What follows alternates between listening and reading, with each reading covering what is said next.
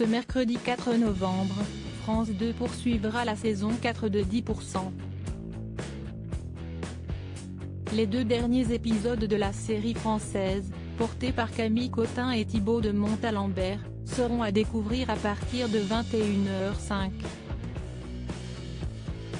Sigourney Weaver, guest du final. Sigourney Weaver se rend à Paris pour jouer dans le nouveau film de Guillaume Gallienne. Elle déchante en découvrant que son amant ne sera pas joué par Gaspard Ulliel. Le rôle a été attribué à un octogénaire.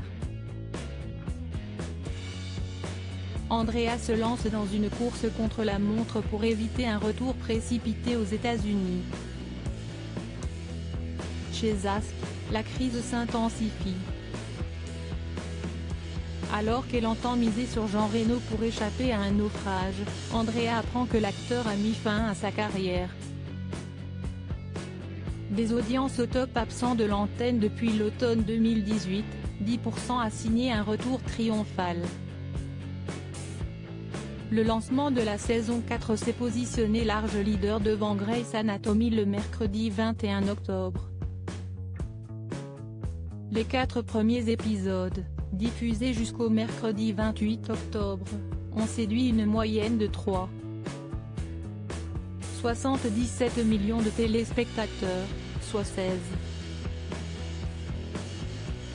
16,6% du public. En comparaison avec ceux de sa saison 3, la série a gagné 170,000 fidèles et 0,3 points. 10% peut exister sans Ask. Si la saison 4 de 10% sonnera la fin d'une histoire avec la séparation des héros de l'agence Ask, Marc Fitoussi, l'un des réalisateurs, a évoqué l'idée d'une saison 5 voire d'une suite. Est-ce que ce sera une saison 5 ? Est-ce que ce sera un Christmas épisode ? Ce que je peux dire, simplement, c'est que tous ceux qui ont fait la série en ont très envie, et à commencer par les acteurs, a-t-il confié à Europe 1, tout en assurant que 10% peut exister sans Ask. Une suite ou la saison 5 ? Dominique Besnehard, qui redoutait ne pas être à la hauteur de l'écriture d'une saison 5, envisage une suite. On pourrait faire, par exemple, un unitaire, peut-être pour un 90 minutes, le temps que l'on réécrive, a-t-il expliqué au micro d'Europe 1, avant d'ajouter, parce que l'écriture de 10%, c'est très long. Comme c'est assez léché et assez élégant, on n'enchaîne pas les saisons comme ça.